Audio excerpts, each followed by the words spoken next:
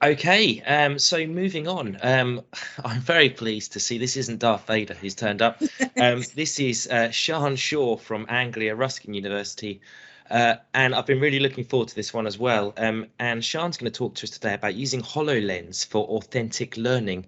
So first of all, hi Sian, it's really nice to see you, and I guess over to you.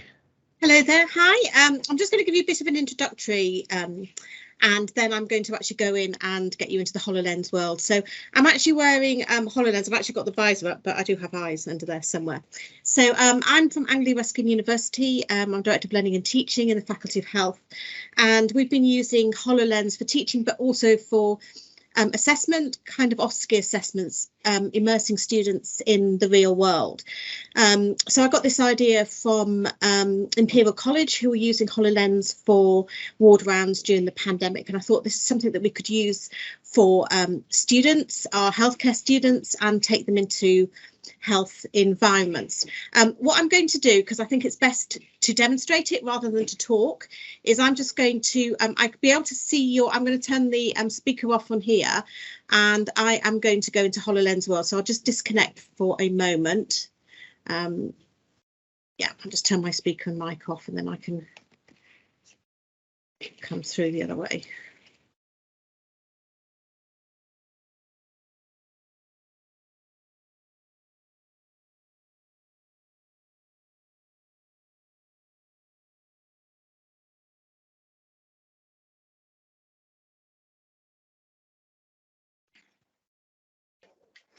Hello.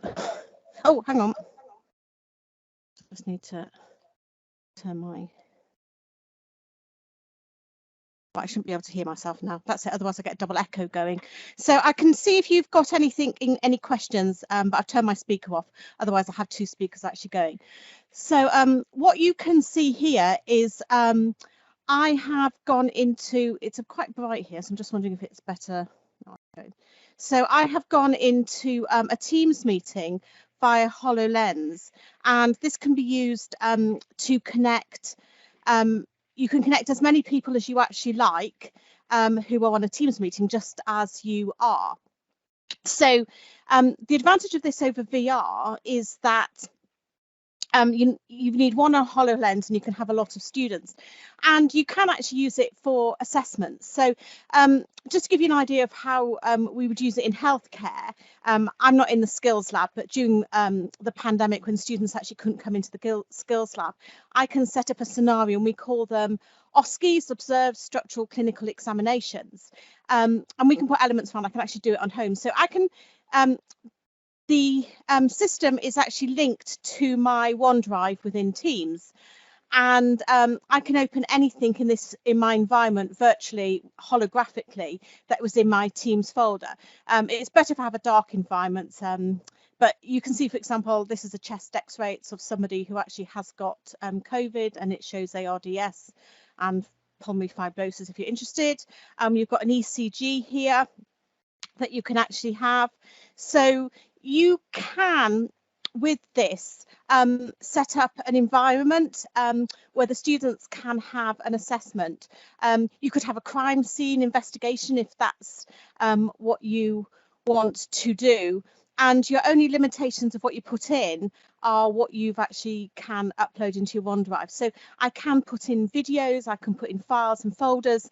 So if I was to set up a scenario, say for example I was a student nurse and I wanted to take them around a home. This is my home, and we have taken them to an elderly service users home, and what they've done in the service users home is done an assessment of things like health and safety and issues, and going around the home and looking at what the patients got to eat, whether there were any issues with moving, with handling, with health and safety, safeguarding, getting to know the patient. And you can actually assess the students' interaction with that. So you can, at the same time as you're doing this, is you can put a form in the OneDrive that the students can connect to. I could bring that up in my environment to see them completing it, or they could actually complete as part of their assessment. So it makes things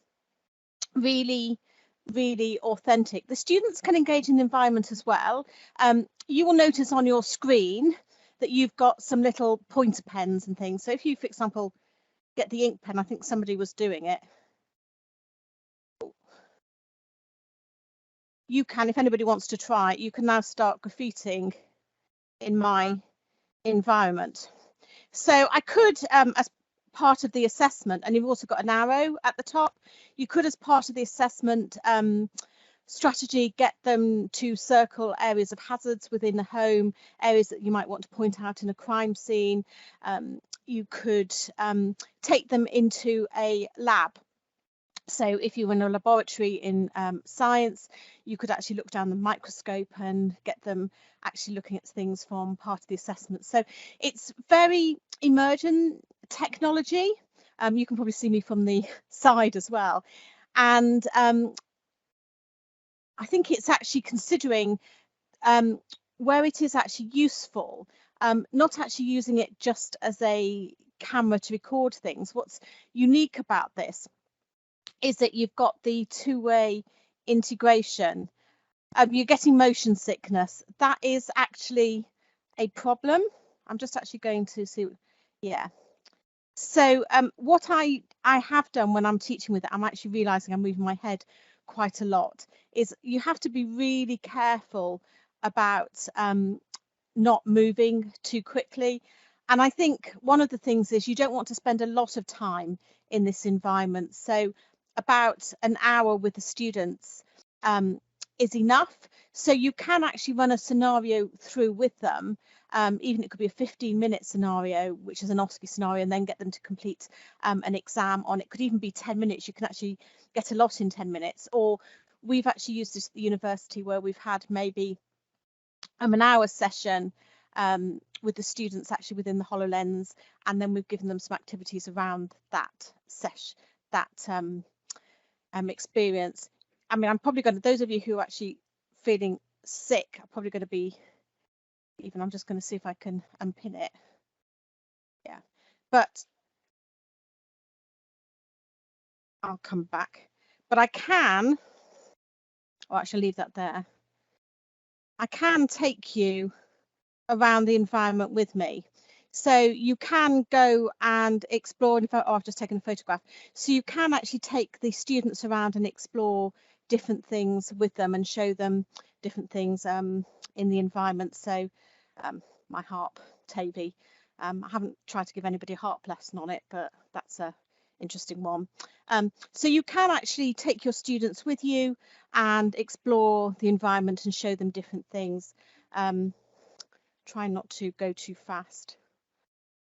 The problem is when you're actually given a presentation, I'm probably moving around too fast, but you can see quite well if I'm looking at books or exploring things. So if you wanted to get to know me, yeah, I'm just going to take you back in.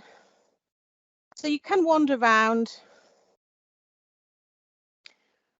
What I am going to probably do now is I'm actually going to disconnect from this and go, yeah, there's the arrows and things that you can, I'm going to disconnect from this and go back onto the Teams call.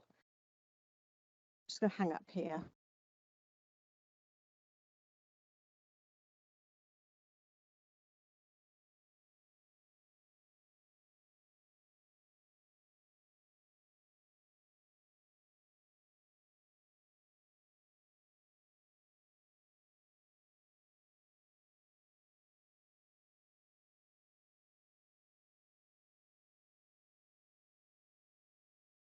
My mic doesn't want to. If somebody's turned my mic off, can you enable my mic? Your mic's on, Sian. Oh, you can hear me. You can hear me fine. Yes, you're back just in time. We've reached 10 minutes, so that kind of leaves us, I guess, 5 minutes now to maybe answer any questions that anyone might have in the chat. I think that was a great experience for everyone. I can see there was lots of kind of people in there that were kind of really liking that. If you did have a question for Sian, could you raise your hand for me, please?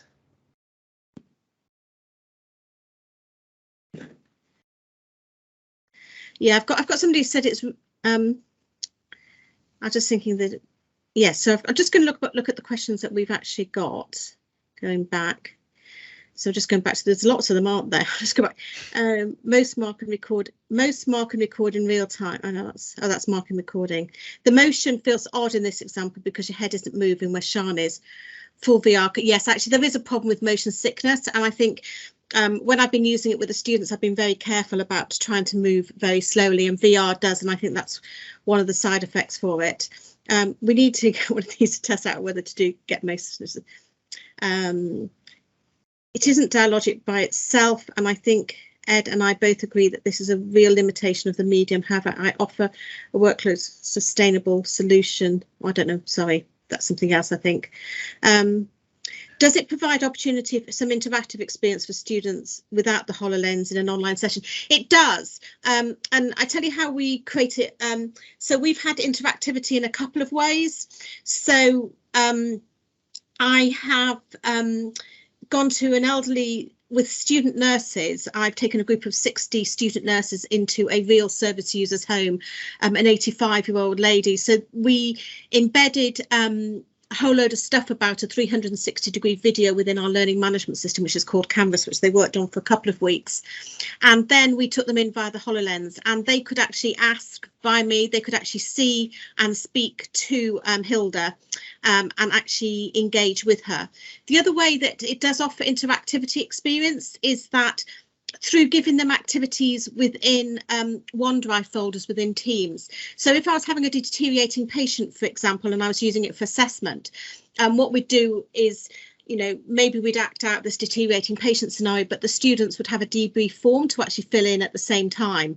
Or if we were actually getting them to do a health and safety assessment in a patient's home, they would have actually a debrief form in the OneDrive or actually within our learning management system. And if we've actually only used this for formative assessment, but if you were using it for summative, if you got them to actually do that assessment and the form, then they could upload that into whatever exam system that you've actually got at the end of it, as they're actually going around.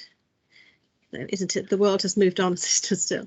Is this a feature on Teams which allows the audience to draw? So it's actually,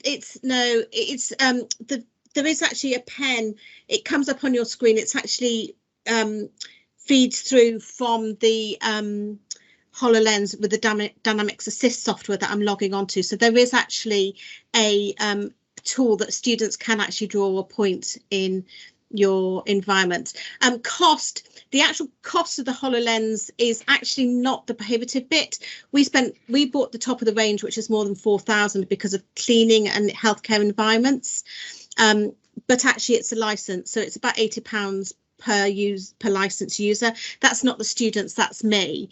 You can change the license between different academics, but we have to give notice, so we have to have a timetable of who's using it on which day. Moving around is very positive, yes. And actually, surgeons have been using it in surgery to actually with medics to actually show them different surgery types. You can't get 100 medical students around, but you can actually get 100 medical students via a HoloLens seeing what the surgeon is actually doing. Neurodivergence, yes. There hasn't been really much research in it, so there's a whole pile of questions that need to be answered, particularly around how it affects different students. That is actually. We've got about a minute left, Sian. I'm so sorry to do this because I know it's been such a great presentation, and everyone's kind of really enjoyed seeing it. But I think there are so many different implications of positive ways that you can use this. Kind of coming from my background in sports science, I'm just picturing all of these different situations that you could use it in like a lab situation where the labs tend to be quite small and running VO2 max tests, things like that, and there's lots of things going on, and something like that would be perfect in a situation like that. It really would. And I know that there's lots of people at Kent who are kind of tuning in today who are maybe thinking the same thing with their own kind of practice in different divisions and schools as with other places as well. But I'm so sorry, we're going to have to stop there because we've got Andy now, but thank you so much for joining us. Thank you. If you could have a look in the chat for any I'll answer a few questions in the chat, yeah. Brilliant. While I'm sitting here. Thank you.